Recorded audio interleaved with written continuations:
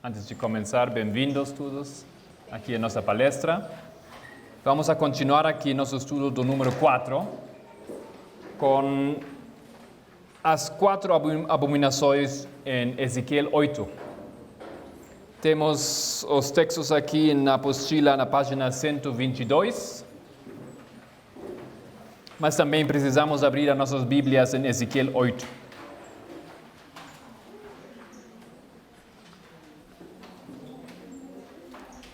Antes de entrar no livro do Ezequiel, somente um pequeno resumo aqui à base deste diagrama ou dessas notas aqui no marco. Temos aqui a relação do número 4 em diferentes histórias até agora. Manassés, qual foi o significado desse nome? Esquecer. Joaquim significava quê? Levantar. Joaquim, tardar. E Zedequias, purificar.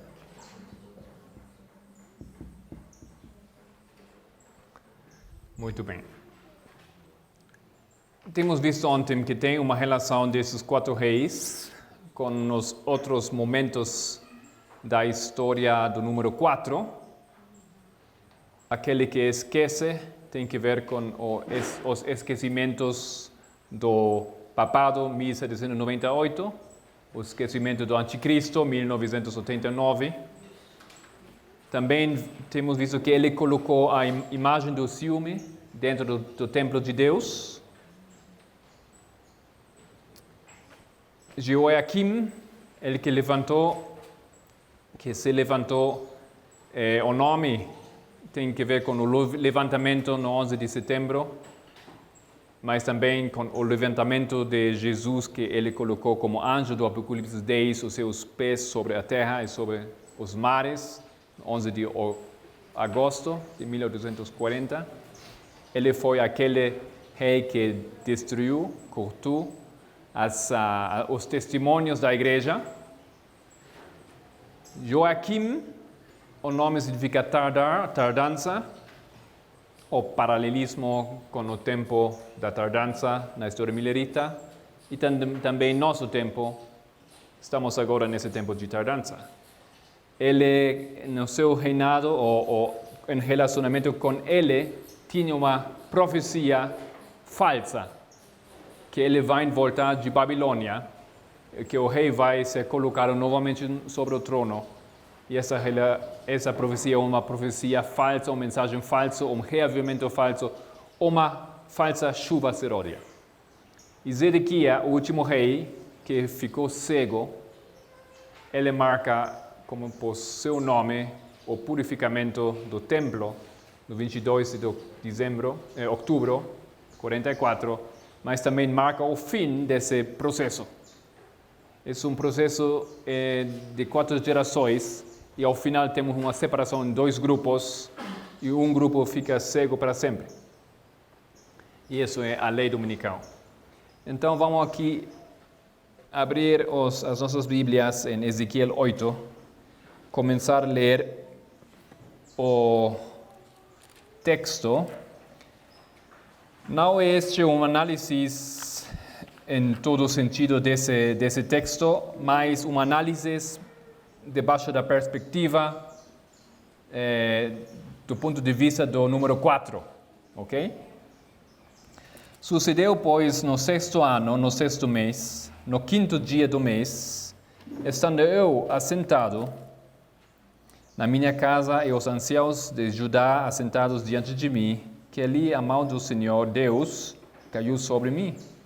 Eu olhei e eis que uma semelhança como um aspecto de fogo, desde o aspecto dos seus lombos, e daí para baixo era fogo, e dos seus lombos, e daí para cima como o aspecto de um resplandor, como a cor de âmbar. E estendeu a forma de uma mão, e tomou-me pelos cabelos da minha cabeça, e o Espírito me levantou entre a terra e o céu, e levantou-me a Jerusalém, em visões de Deus, até a entrada da porta do pátio de dentro, que olha para o norte, onde estava o assento da imagem dos ciúmes, que provoca ciúmes. E eis que a glória de Deus de Israel estava ali, conforme ao aspecto que eu tinha visto no vale. E disse-me: Filho de homem, levanta agora os teus olhos para o caminho do norte. Levantei os meus olhos para o caminho do norte, e eis que ao norte da porta do altar estava essa imagem de ciúmes na entrada. E disse-me: Filho de homem, vês tu o que eles estão fazendo?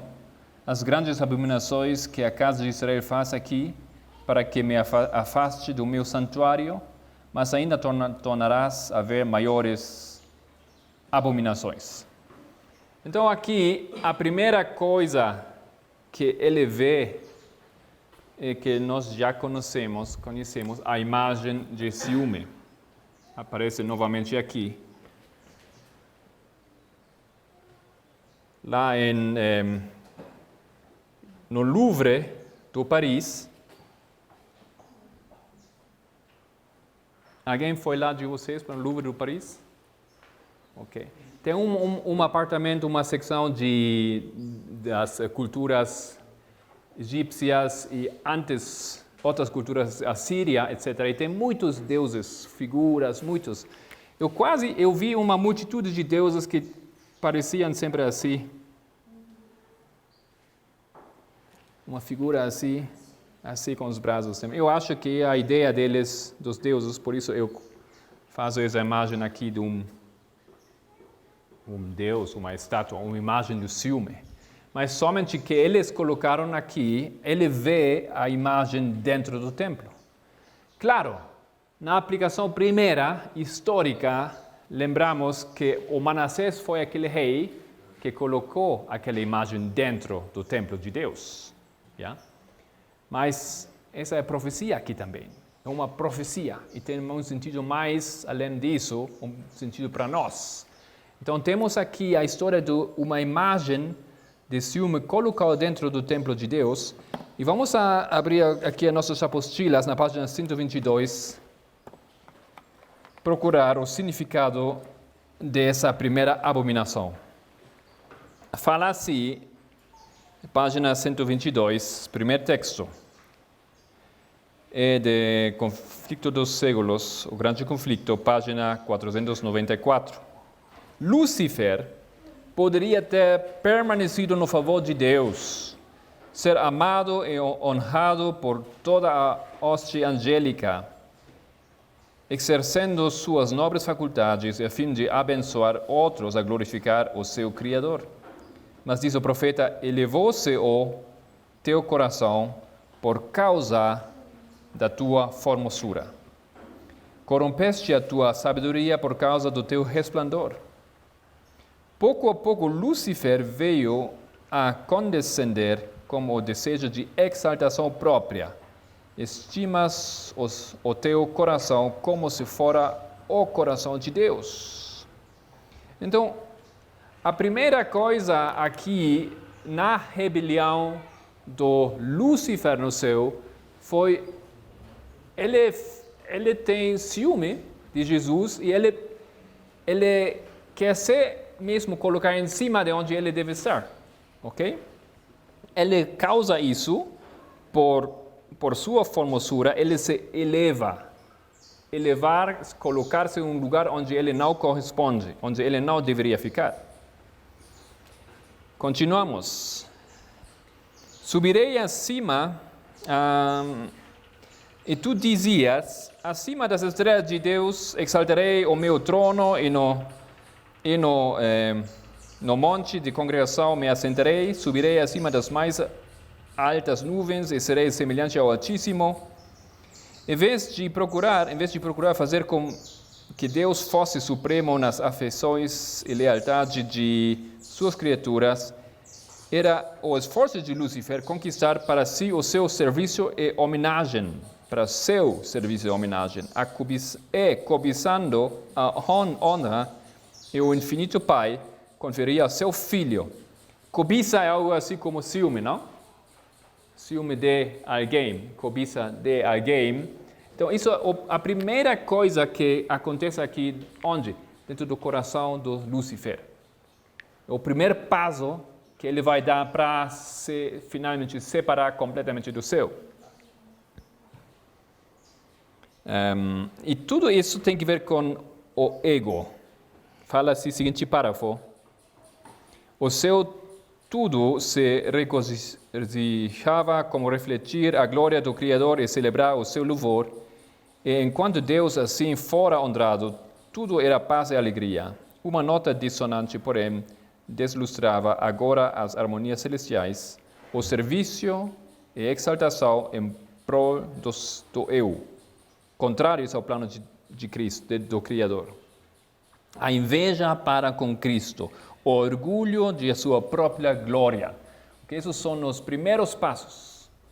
Sempre se nós descobrimos algo disso dentro de nossos corações, deveríamos dar muita atenção a isso. Parar lá e imediatamente buscar a ajuda do Senhor para ser removido. Seja uma coisa pequena, pode acontecer aqui mesmo. Aqui estudando, às vezes vemos coisas, acontecem coisas em nosso coração, cheio de pecado, mas isso é a semente, o começo de uma ruína total e fatal de qualquer. Ok? Seguinte texto, nos lugares celestiais, 321. O tempo da graça está para acabar. Logo terá sido feita a última oração em favor dos pecadores, vertida a última lágrima, dada a última advertência, a última súplica feita, e não mais se ouvirá a doce voz da misericórdia. Por isso é que Satanás está a empregar tal tremendos esforços para prender homens e mulheres em sua cilada. O inimigo está a jogar a partida da vida com todos. Eu não quero participar nesse jogo dele. Okay? E a primeira coisa que ele vai fazer é criar ciúme, criar esse amor para um mesmo, o orgulho. O orgulho pode ser um orgulho espiritual também. Lógico, tem muitas maneiras como Satanás trabalha. Está atuando para remover de nós todo de natureza espiritual, tudo que é de natureza espiritual, em lugar das preciosas graças de Cristo atravessar nosso coração como os maus traços da natureza carnal, ódios, vícios, suspeitas, inveja, amor, aqui está, não? A inveja, o amor do mundo, amor próprio, amor dos prazeres, a soberba da vida. Precisamos fortalecer-nos contra o inimigo invasor, que atua com todo o engano da injustiça nos que perecem. Pois, a menos que vigiemos e oremos, esses males penetrarão no coração da expulsão tudo que é bom. Ok? Então, aqui, nesse primeiro passo, a inveja, a ciúme, o orgulho, isso que acontece dentro do coração, coloca a fundação para o que vai ser o final, a expulsão do céu. E essa mesma história aqui, a história de Satanás, é a história de todos nós. Porque ele vai trabalhar em nós da mesma maneira como ele experimentou no céu. Ele vai ser a mesma técnica, ele aplica. E é a técnica que vimos aqui nesses 4 passos. O passo final, expulsão do céu. Ok? O passo final. E disso trata tudo isso que estamos estudando aqui. A lei dominical vai determinar a entrada no céu ou a não entrada no céu. Então, isso aqui é uma história paralela. O que acontece em Ezequiel 8 e o que acontece na história do Satanás. Mas aqui temos um diagrama. Já falei desse diagrama. Esse é o diagrama que o movimento adventista produz no ano 1863. Depois de receber luz, a inspiração para fazer o primeiro diagrama de 1843, que foi feito em maio de 1842, pela ideia inspirada do Carlos Fitch e Apollos Hale. E vocês sabem bem que a irmã White fala em Primeiros Escritos, página 74, sobre aquele diagrama que foi dirigida pela mão do Senhor e não deveria ser alterado, que os seus números ficaram assim como eles queriam, que tinha um erro no ano 43 em algumas das imagens, etc. Vocês sabem isso. Esse diagrama aqui, diagrama inspirado. O segundo diagrama, para confirmar o pacto com o seu povo, chegou em 1850. Aquele diagrama do ano 1850 é o diagrama que chamamos também Nichols Chart, porque o irmão Nichols, ele produz aquele diagrama.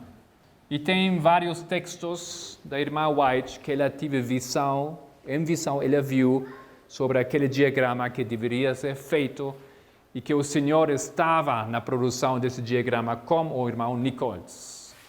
E se precisaríamos outro diagrama, o Senhor nos deixaria saber isso, ele fala.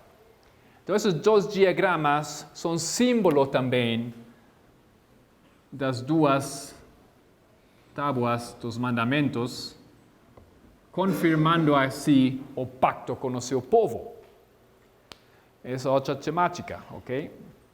Mas aqui entra aquele terceiro diagrama, mas tem muitos mais diagramas que o movimento adventista produz. Aqui, nessa história, algo assim, os diagramas chegaram a ser algo assim como uma moda. Yeah? E outros também, para vender, e se vendiam bem, eles produziam outros diagramas. Se você pesquisa na internet, vai achar vários diagramas similares, pouco diferentes, bem diferentes, sobre temas proféticos. Okay? Mas em 1863, tem algo assim como um terceiro diagrama com um caráter um pouco mais oficial. Porque James White estava metido também na produção desse diagrama. Tiago White. Okay.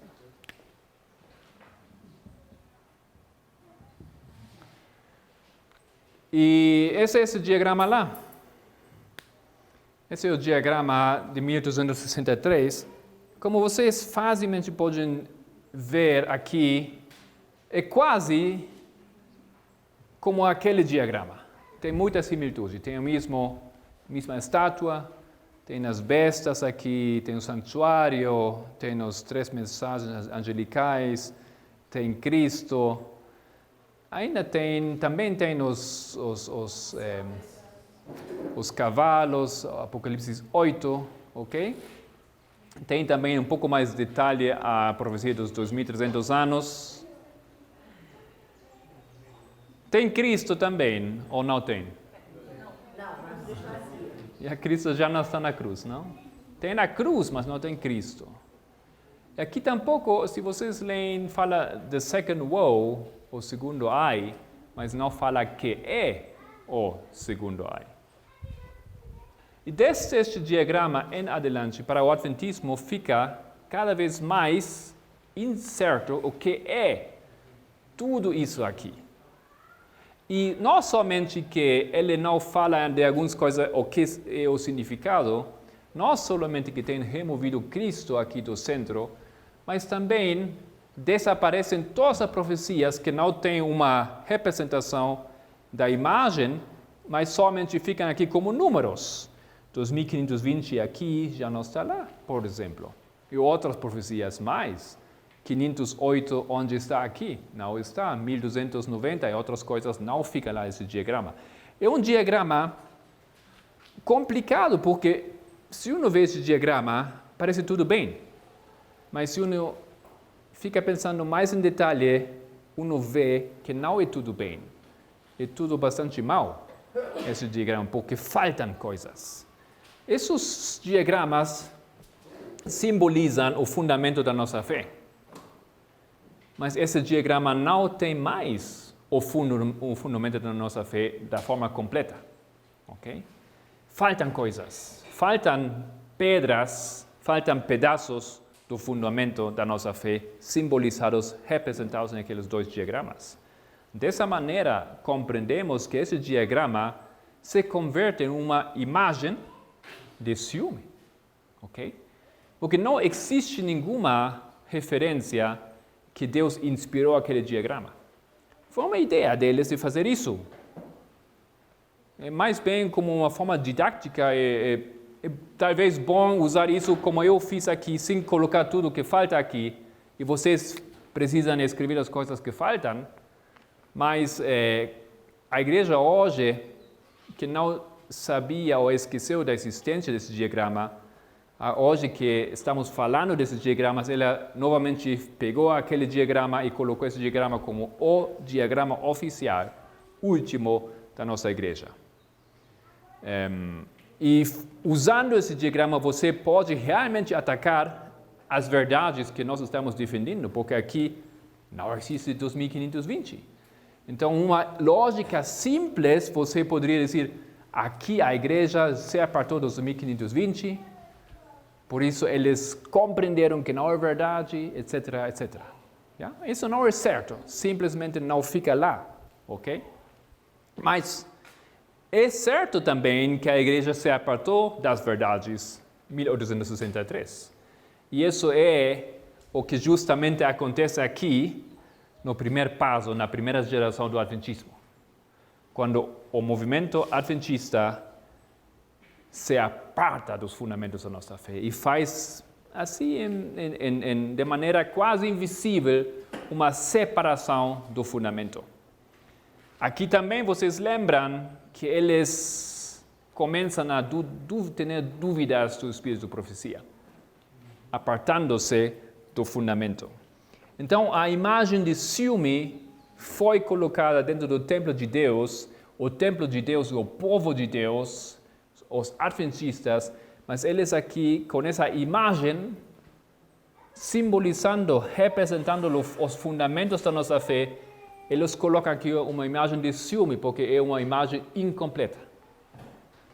Ellen White fala que Satanás, quando ele apresenta as suas ideias, fala de muita verdade e um pouco de mentira. Tem muita verdade lá nesse diagrama, mas tem um pouco mentira. Não dizer uma coisa também significa algo. Omitir algo também tem o seu significado, ok?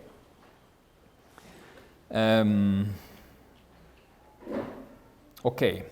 Continuamos aqui em Ezequiel 8.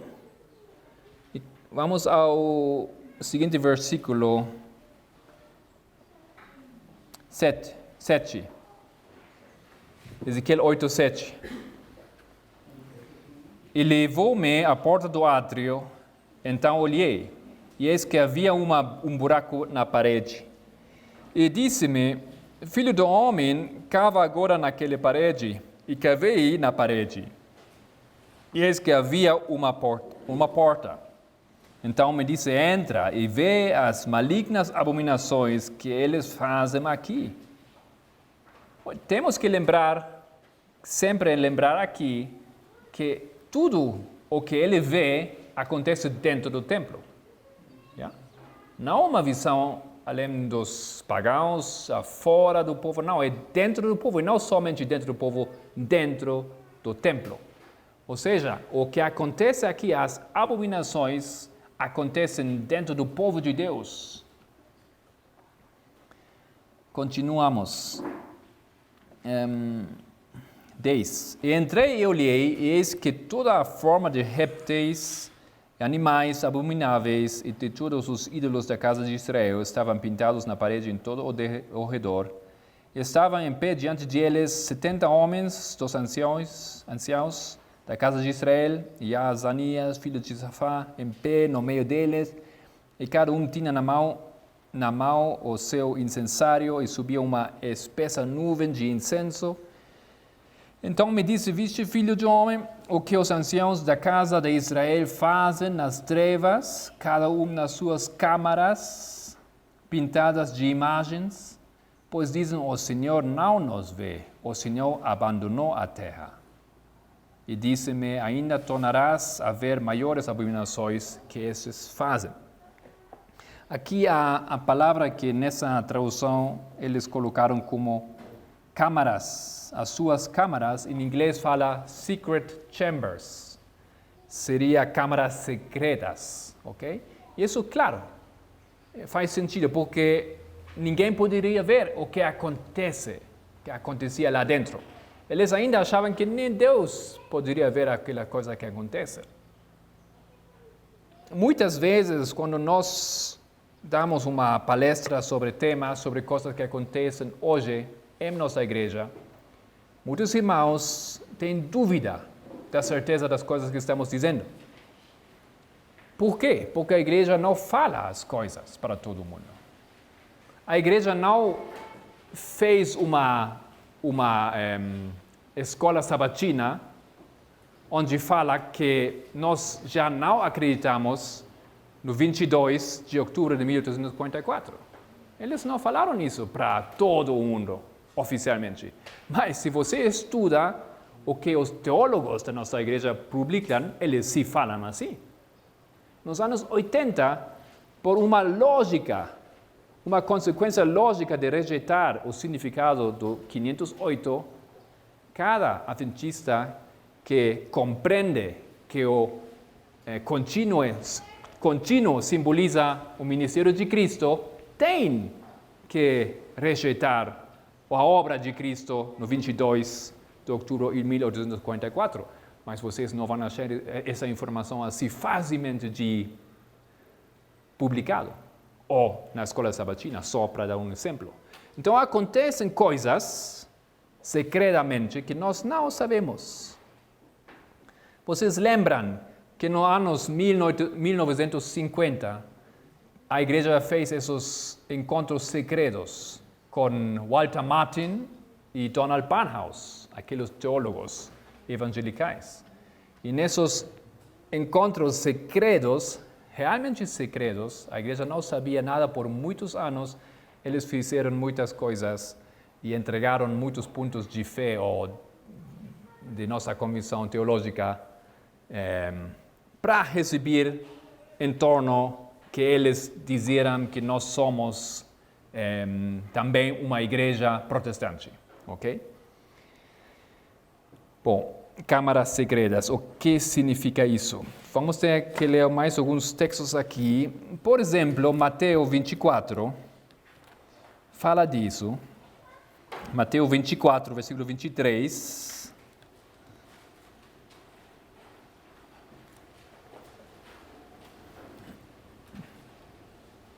Mateus 24, 23. Então, se alguém vos dizer, eis que o Cristo está aqui, ou ali, não lhe deis crédito, porque surgirão falsos cristos e falsos profetas, e farão tal grandes sinais e prodígios que, se possível fora, enganariam até os escolhidos. Eis que eu vou-lo tenho predito. Portanto, se vos disserem, eis que ele está no deserto, não saiais. Eis que ele está no interior da casa, não acrediteis. Aquela palavra interior da casa, em inglês, novamente fala secret chambers, as câmaras secretas. Okay? Por isso, é um dos pontos porque nós dizemos se deveria estudar a profecia com a King James Bible. Porque a Bíblia, King James, está uma consistência que não achamos outras Bíblias. Também o Espírito de Profecia usa as mesmas palavras, é muito mais fácil de compreender muitas coisas. Porque se o Espírito de Profecia fala sobre câmaras secretas, vocês não acham isso na sua Bíblia, porque aqui não fala de câmaras secretas. Mas em inglês, sim, na Bíblia fala de câmaras secretas. Ok? Então é a mesma coisa aqui. Tem nas câmaras secretas quem? O Cristo falso. A segunda coisa, cámaras secretas. Medicina.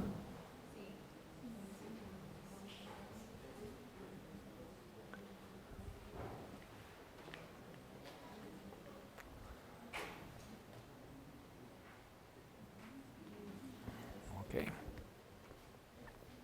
Tem que ver algo a câmara secreta com uma coisa falsa que ali dentro acontece. As câmaras secretas têm que ver algo com um Cristo falso que é produzido.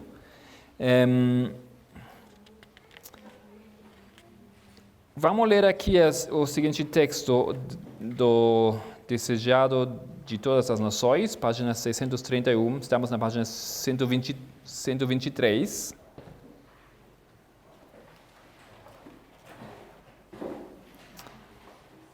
Como um dos sinais da destruição de Jerusalém, Cristo havia dito: e surgirão muitos falsos profetas, enganarão a muitos.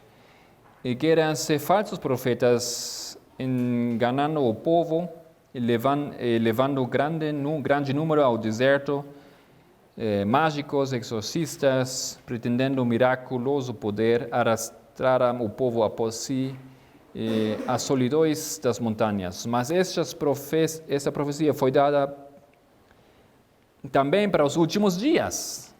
Ok? Esse sinal indica indício do segundo advento. Mesmo agora, falsos cristos e falsos profetas exibem sinais e maravilhas para seduzir seus discípulos. Não ouvimos nós o grito: eis que ele está no deserto? Não tem milhares ido ao deserto na esperança de encontrar Cristo e de milhares de reuniões onde os homens professam ter comunicação com espíritos dos que se fora não veem o obrado? Eis que ele está na câmara secreta? É exatamente o que pretende o Espiritismo. Mas que diz Cristo? Não acrediteis. Ou seja, o Espiritismo é isso. Produz uma ideia de um outro Cristo, de um falso Cristo. É uma coisa que acontece na câmara secreta. Vamos apontar mais informações a isso. O que acontece no segundo passo é que o que estava dentro do coração do Satanás agora se expressa. Yeah? E o que ele produz é um falso Cristo. Isso é Espiritismo. Isso é algo que não é aberto, é escondido, mas é possível distinguir. Seguinte texto aqui, o Grande Conflito 4:6:1. A luz que alumia a todo homem que vem ao mundo, iluminava-lhes os íntimos recessos da alma, the secret chambers, em inglês, as câmaras íntimas das almas, a câmara secreta da alma. E as coisas ocultas das trevas eram manifestas. Então, a câmara secreta aqui, como Helena White fala, é onde? No coração. Então, aqui acontecem coisas que são secretas. Eu posso parecer tudo bem, mas aqui dentro acontecem coisas. Como acontecem essas coisas? Porque, primeiramente, acontece algo aqui. Uma imagem, um ciúme. Ciúme provocou isso. Mas a ciúme tem um resultado. E produz algo dentro da câmara secreta, dentro do meu coração. E essa rebelião dentro do meu coração não é outra coisa que o Espiritismo. Helena White fala o Espiritismo não somente como coisas espetaculares, satânicas, práticas. Não, é muito mais que isso. Yeah? Essa é somente uma forma visível, uma das milhares de formas do Espiritismo, como eles se demonstram, aparecem.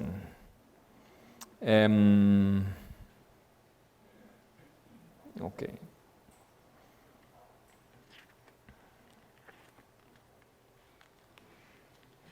Vamos ler aqui o último texto nessa página. deixando, novamente falando aqui do que aconteceu com Satanás, deixando seu lugar na presença imediata de Deus, saiu a difundir o espírito de descontentamento entre os anjos, operando em misterioso segredo, escondendo duramente algum tempo o seu intuito real sob a disfarce de reverência a Deus, esforçou-se por suscitar o desgosto em relação às leis que governavam os seres celestiais, insinuando que eles impunham uma restrição desnecessária. Visto serem de natureza santa, insistia em que os anjos obedecem aos ditames da sua própria vontade.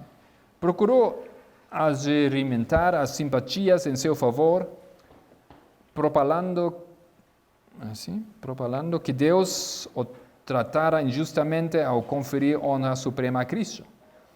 Alegava que, anelando maior poder e honra, não pretendia a exaltação própria, mas procurava conseguir liberdade para todos os habitantes do céu, a fim de, por este meio, poderem alcançar condição mais elevada de existência. Deus, em sua grande misericórdia, suportou longamente a Satanás.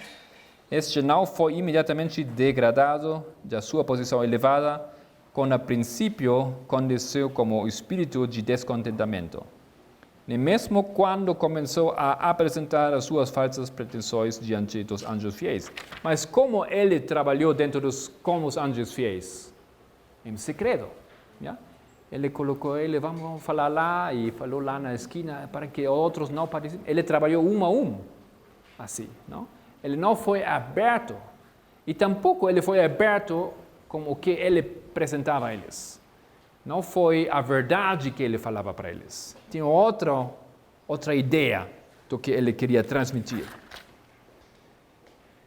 Ok, seguinte texto aqui, página 124, no meio. A palavra de homens acima da palavra de Deus. Depois de mimar a fé na Bíblia, Satanás encaminha os homens a outras fontes em busca de luz e poder.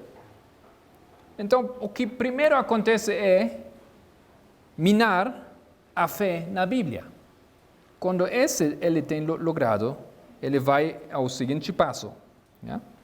Assim se insinua ele. Os que se desviam dos claros ensinos da Escritura e do poder convincente do Espírito Santo de Deus estão convidando o domínio de dos demônios. A crítica e as especulações concernentes às Escrituras têm aberto o caminho do quê? Espiritismo e teosofia, essas formas modernas do antigo paganismo, para conseguir firmar-se mesmo nas professas igrejas de Nosso Senhor Jesus Cristo. Quem é a igreja professa do Senhor Jesus Cristo hoje em dia? A igreja adventista. Mesmo ali, será possível que ele mesmo ali conseguiu tudo isso, fazer tudo isso? Mas primeiro ele tem que desviar a fé que eles tinham na Bíblia. Isso que foi acontecendo aqui na primeira fase, o primeiro insecto na primeira fase do adventismo. Apareceram Urias Smith e Butler, George E. de Butler, o presidente, e eles começaram a falar, o Espírito de Profecia, acho que não tudo é inspirado, ok? Então é uma maneira de diminuir, de lentamente se desviar do que foi inspirado. E eles colocam a base, e isso é espiritismo. Vamos compreender que espiritismo significa colocar a palavra do homem, a palavra de Satanás, em cima da palavra de Deus. Colocando qualquer coisa em cima da palavra de Deus é espiritismo. E que foi o que fez o rei Jeoaquim? A sua palavra, a sua opinião, os seus desejos, ele colocou em cima da amonestação do profeta. E por isso, com seu poder como rei, ele fez que ninguém se atreveu a fazer. E ele cortou e queimou os testemunhos. Okay? E isso é o que acontece aqui na segunda geração do Adventismo. Isso é que nessa fase, ainda o Espírito de Profecia estava vivendo, a igreja começa a ter grande dúvida. E vamos ler algumas coisas aqui do Espírito de Profecia. Seguinte texto, do Evangelismo 602. O Espiritismo está prestes a cativar o mundo. Muitos há que julgam ser o Espiritismo maldito por truques e imposturas, mas isso está longe de verdade. Um poder sobre-humano está operando em várias maneiras. E poucos têm a ideia do que será a manifestação do Espiritismo no futuro. O fundamento do êxito do Espiritismo foi posto nas afirmações feitas dos púlpitos de nossa terra.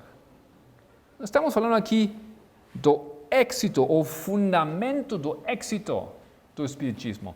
Então, o que falam os pregadores do púlpito?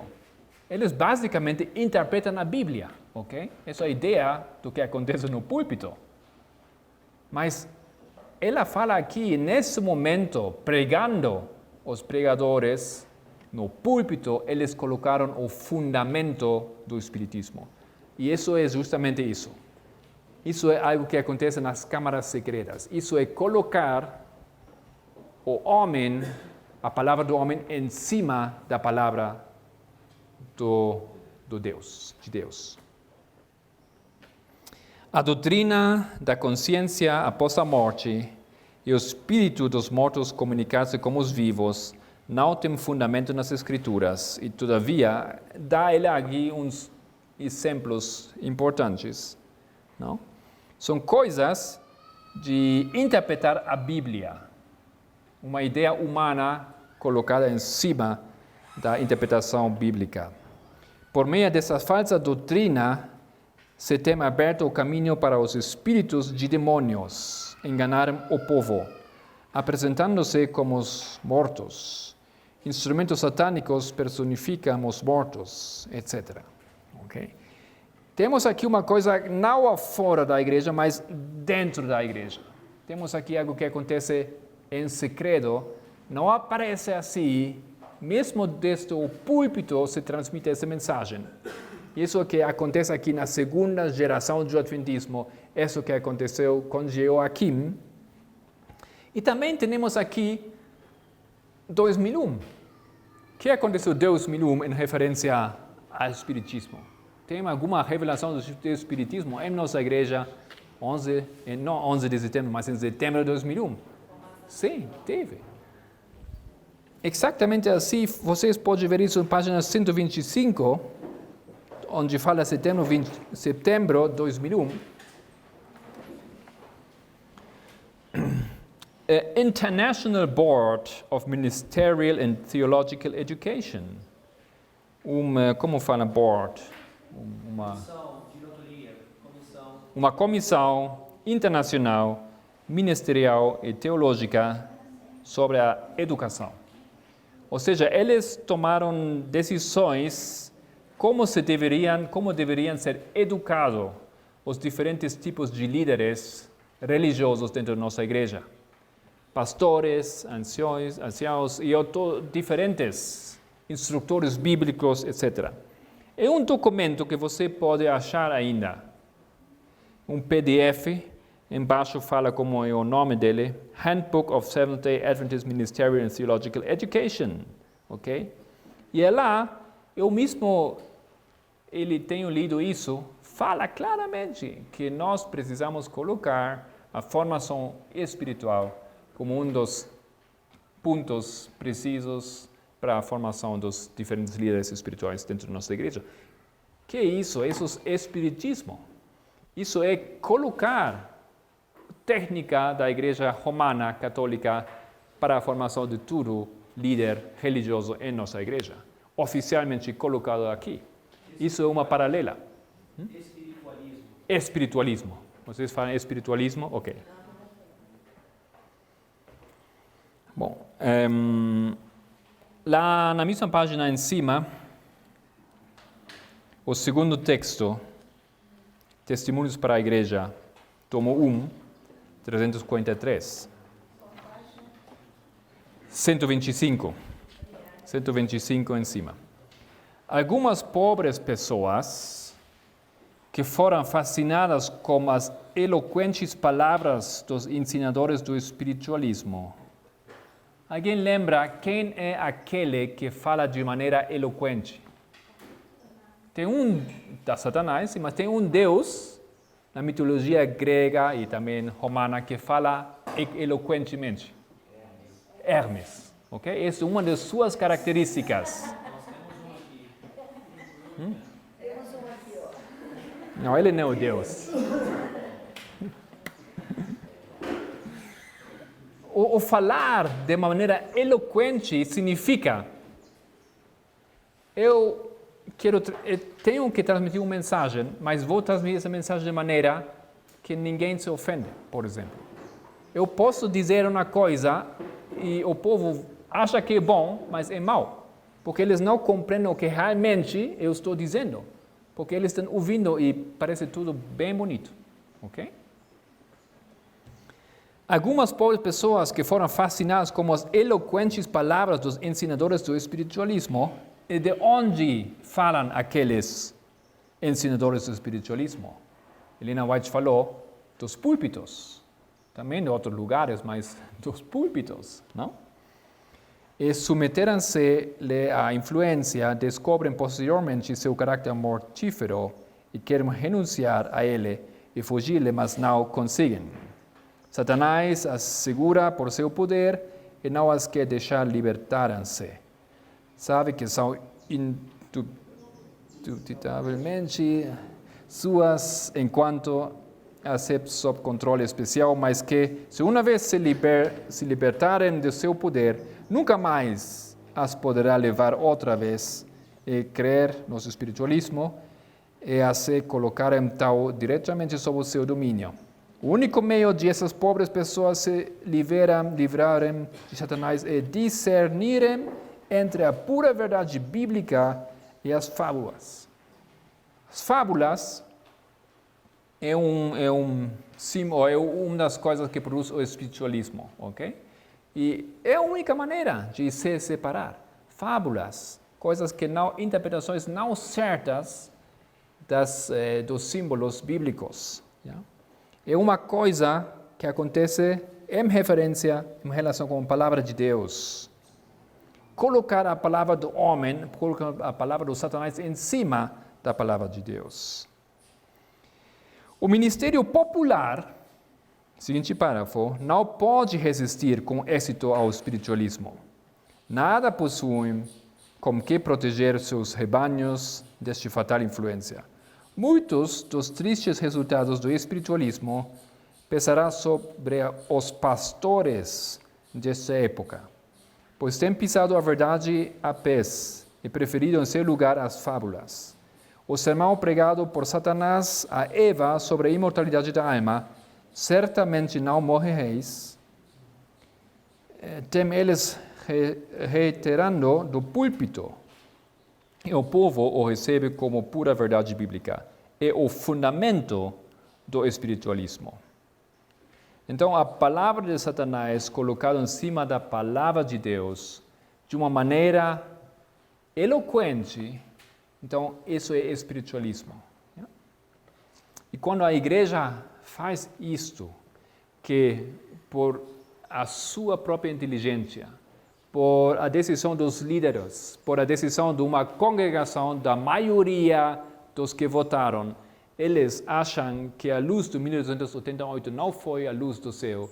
Então, eles colocaram a sua palavra em cima da palavra de Deus. Ok? Isso é câmaras secretas, isso é espiritualismo. É a segunda fase aqui em Ezequiel 8.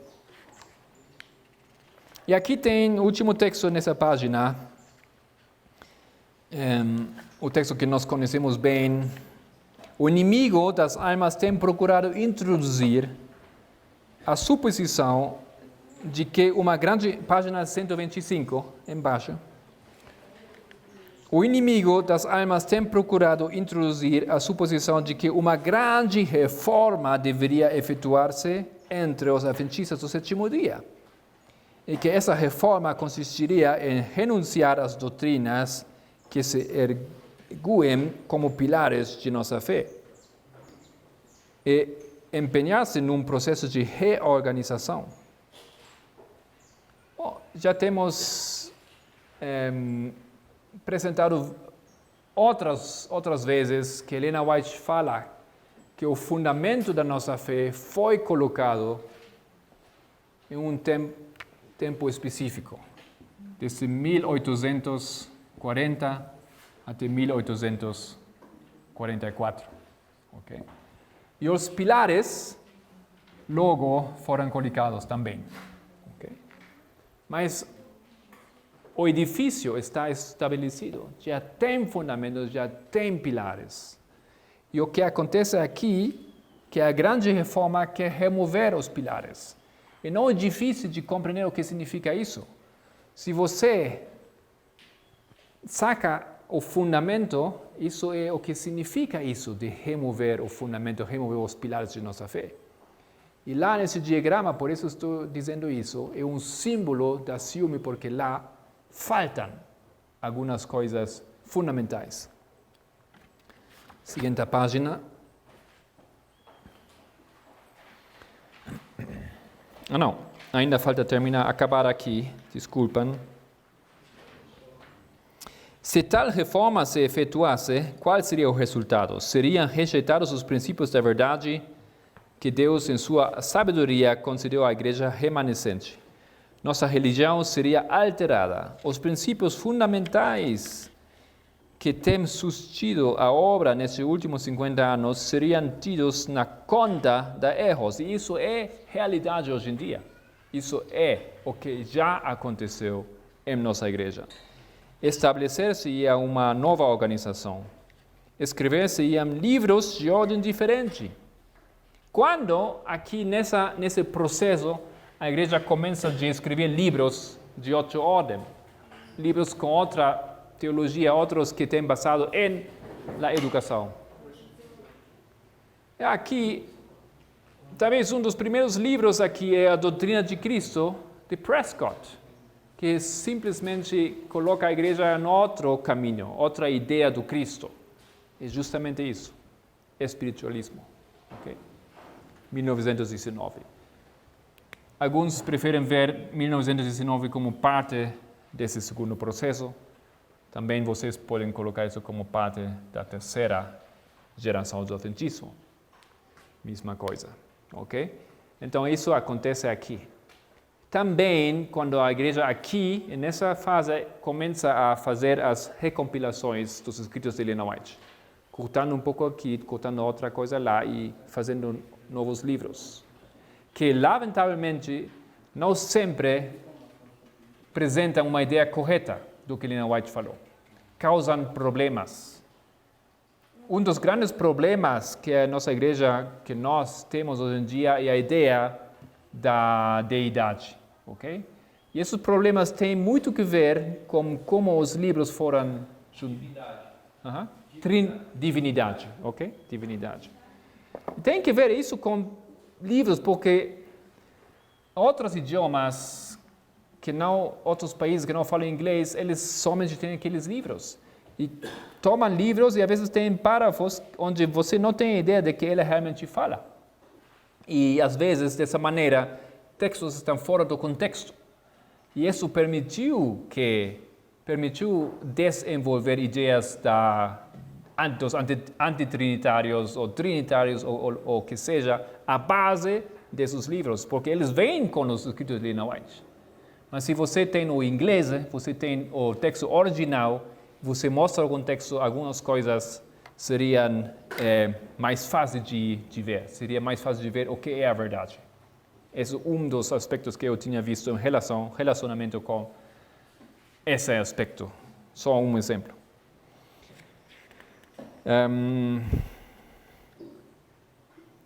estabelecer-se-ia uma nova organização, escrever-se-iam livros de ordem diferente, introduzir-se-ia um sistema de filosofia intelectual. Bom, todos que têm estudado teologia, ou que têm amigos que estudaram teologia, sabem que isso é o que acontece agora. Não temos uma educação simples, como tinham em base das 14 regras de Guilherme Miller. Temos hoje uma competência como as outras faculdades de teologia do mundo. Queremos ficar no mesmo nível. Temos a mesma lógica como resolver problemas bíblicos. É um sistema, como aqui fala, intelectual, filosófico intelectual. Os fundadores desse sistema iriam às cidades realizando uma obra maravilhosa. O sábado seria naturalmente menosprezado, como também o Deus que o criou. E às vezes, aqui em países como Brasil, como Bolívia, como diferentes países de Latinoamérica, por exemplo, México, essas coisas não são fáceis de ver em nossa igreja. É difícil de acreditar que isso acontece. Mas vou fechar aqui quase com aquela experiência que eu tive, um país onde a teologia é um pouco mais progressiva. Temos esse processo em todas as áreas do mundo. Tem alguns países que vão para adelante e outros vão de trás, e eles mais estão copiando simplesmente as coisas que os outros países estão fazendo. Okay? Os países que querem se desenvolver e ficar lá no nível do primeiro nível dos países do mundo, eles lamentavelmente copiam muitas coisas. Especificamente copiam as ideias, okay? A maneira de pensar, os conceitos. Yeah? O nível intelectual está lá em cima, como símbolo do avanço dos países que estão lá na primeira fila. Na Alemanha, onde tem um adventismo muito mais liberal que aqui, mais avançado segundo eles, um adventismo que realmente está basado em uma filosofia intelectual. Eu lembro um sábado, acho que foi sábado do ano 2007, o primeiro sábado desse ano, o primeiro sábado do ano 2007, eu queria ir para a igreja. Mas antes disso, eu pesquisei na internet qual vai ser o pastor nessa igreja. Eu tinha uma igreja muito perto de onde eu morava. Qual é o pastor? Quem vai falar? Então, eu tinha problemas de encontrar a que hora seria o culto. Normalmente, o culto, como todo mundo, às 10, 9h30, escola sabatina. Então, não tinha culto nesse dia. Então, como pode ser? Primeiro sábado do novo ano, como sempre nós temos cultos. Não tinha culto. Então, eu olhei na página e eu vejo que tem um culto especial esse dia, mas nas 5 da tarde. Somente isso. Somente um culto especial nesse sábado, nas 5 da tarde. Então, eu queria ver que é esse culto. Esse culto das 5 da tarde foi um culto especial, ecumênico, com as outras igrejas amigas da vecindade dessa igreja adventista. Eu pensei, por que eles podem fazer culto com outras igrejas, podem estudar com outros, não tem problema, mas por que eles colocam isso nas 5 da tarde? Então, quando chegou às 5 da tarde desse dia, eu achei o sentido disso. Eu compreendi por quê. Nessa hora, na minha cidade, na Alemanha, exatamente, as outras igrejas protestantes começaram a anunciar o domingo como as... Sinos? Ok. Ding, ding, ding, ding, toda a cidade assim. Bem bonito. Mas horrível se você compreende que a Igreja Adventista do Sétimo Dia, nesse dia, colocou o seu sábado em que dia? Em domingo. Ok? Não é fácil de compreender isso, porque ainda não é muito escuro, mas oficialmente em janeiro, na Alemanha, nas 5 da tarde, começa o seguinte dia. Okay? Então, é uma maneira de introduzir um culto do domingo, mas não é muito visível. Não acredito que alguém compreendeu isso dos irmãos. E outro sábado eu falei para o pastor, o que aconteceu? Por que vocês fizeram culto nessa hora?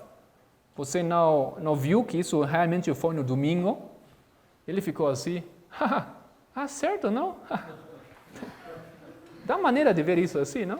Ele falou assim, nossa, incrível. Ok, mas é somente um pequeno começo dessas coisas que ele aqui está descrevendo. Então ele finaliza dizendo, quem tem autoridade para iniciar semelhante movimento? Possuímos a Bíblia. Então tudo isso tem que ver com a Bíblia. Não? Como vemos a Bíblia. E naquela etapa aqui, na primeira fase, o presidente da igreja tinha introduzido aquela ideia que tem livros inspirados e livros menos inspirados. Okay? Então, esse processo de se separar, de colocar a palavra de Deus em cima da palavra, debaixo da palavra do homem, isso é espiritualismo, isso é o que acontece nas câmaras secretas, isso é o segundo passo de Satanás para provocar a caída do povo de Deus. Então, amanhã vamos a continuar, se Deus quiser, com o terceiro passo aqui, com a terceira abominação, e fechamos como uma oração.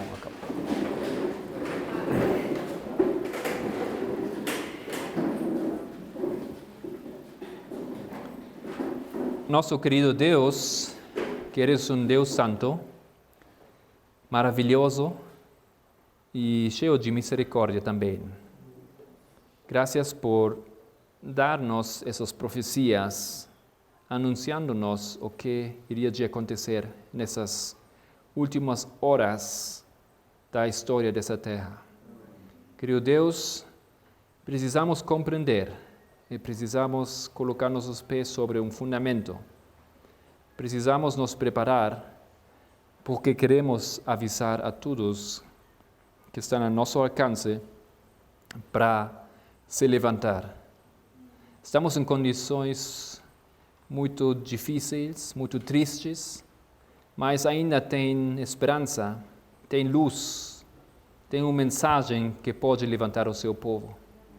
Querido Deus, te agradecemos por poder participar nas informações que o anjo do Apocalipse 18 está dando nessa terra, nesses momentos. Graças, Senhor, também te queremos dar mais uma vez pela comida, pelo que foi preparado, pelas boas coisas que recebemos da tua terra. Em nome de Jesus Cristo, amém.